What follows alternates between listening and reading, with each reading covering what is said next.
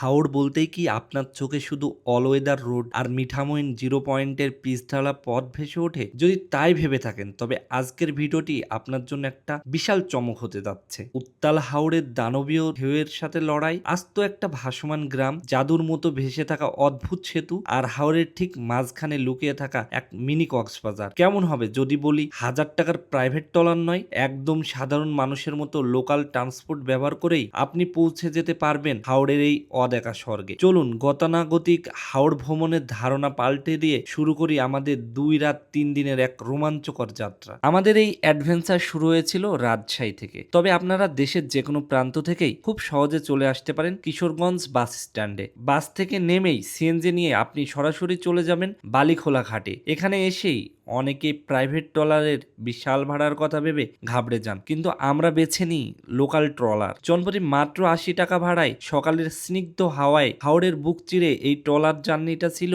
অসাধারণ। হাওড়ের মানুষের জীবনযাত্রা দেখতে দেখতে কখন যে পৌঁছে গেলাম মিঠামইন বাজারে টেরই পেলাম না। বেশিরভাগ ট্যুরিস্ট একদিনেই হাওড় দেখে ফিরে যায়, কিন্তু আমাদের টার্গেট ছিল পুরো হাওড়টাকে খুব কাছ থেকে অনুভব করা। তাই মিঠামইনে একটা চমৎকার গেস্ট হাউস নিয়ে আমরা বেস ক্যাম্প তৈরি করি। এখানে আপনারা অনেকগুলোই গেস্ট হাউস পাবেন, আপনারা আপনাদের মন মতো যে কোনো একটাতে উঠে যাবেন। এরপর আমরা জনপ্রতি মাত্র 10 টাকা ভাড়ায় চলে যাই মিঠামইন জিরো পয়েন্টে। এই জিরো পয়েন্ট জায়গাটা মূলত ইটনা, মিঠামইন আর অষ্টগ্রাম এই 3 উপজেলার এক অভূতপূর্ব মিলনস্থল। এখানে আপনি চাইলে ঘোড়ার পিঠে চড়ে দারুণ কিছু ছবি তুলতে পারবেন। প্রথম দিনটা জিরো পয়েন্টের এই উৎসবমুখর পরিবেশ আর হাওড়ের শান্ত রূপ দেখেই আমরা কাটিয়ে দিই। দ্বিতীয় দিন সকালে আমরা বেরিয়ে পড়ি বর্ষায় বাংলাদেশের অন্যতম সুন্দর সড়ক অল ওয়েদার রোডের উদ্দেশ্যে। অটোতে করে এই দীর্ঘ পিচঢালা পথ দিয়ে যাওয়ার সময় চোখের সামনে যেন হাওড়ের এক জীবন্ত ক্যানভাস ফুটে ওঠে। দূরে ভেসে চলা সারি সারি যাত্রীবাহী ট্রলার,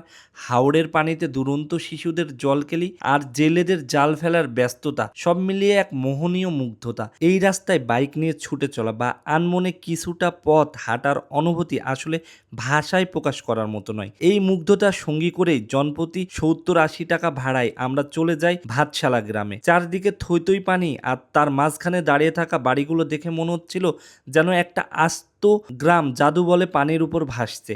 কিন্তু জানেন, দূর থেকে এই ভাসমান বাড়িগুলো দেখতে যতটা মায়াবী লাগে, এখানকার মানুষের জীবন যুদ্ধটা ততটাই কঠিন। পানিবন্দী অবস্থায় মাসের পর মাস টিকে থাকা কতটা দুঃসাধ্য তা নিজ চোখে না দেখলে বিশ্বাস করা যায় না। আমাদের ক্যামেরার লেন্সে যা শুধুই নান্দনিকতা, তাদের কাছে তা প্রতিদিন বেঁচে থাকার এক নির্মম লড়াই। আমাদের ট্যুরের সবচেয়ে রোমাঞ্চকর পার্ট ছিল তৃতীয় দিন। এদিন সকালে মিঠামইন থেকে আমরা অটোতে করে চলে যাই ইটনায়।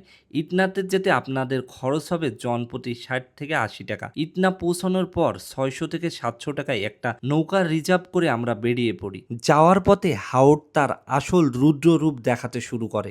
বিশাল বিশাল উত্তাল ঢেউয়ের দোলাচলে আমাদের নৌকার যে অবস্থা হয়েছিল তাতে ভয়ে বুক কেঁপে উঠলেও অ্যাডভেঞ্চারের কোনো কমতি ছিল না। এই উত্তাল ঢেউ পাড়ি দিয়েই আমরা প্রথমে পৌঁছে যাই হাওড়ের এক বিস্ময় ভাসমান ব্রিজে। চারদিকে অথই পানি আর তার ঠিক মাঝখানে জাদুর মতো ভেসে আছে এই সেতু। সেখান থেকে একদম কাছেই এর সংযোগকারী বর্ষিকোরা ব্রিজ।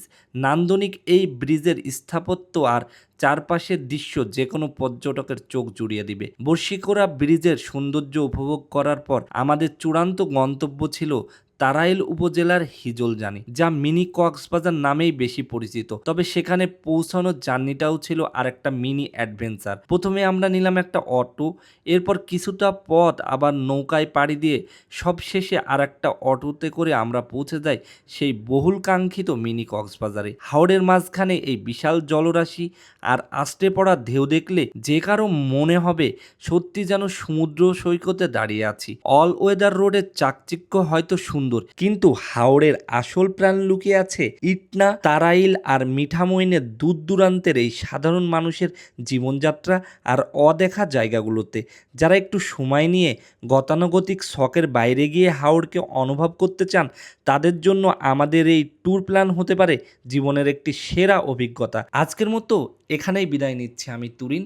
দেখা হচ্ছে নতুন কোনো ভ্লগে। আর হ্যাঁ, আমার ভিডিওটা বেশি বেশি শেয়ার করতে কিন্তু একদমই ভুলবেন না।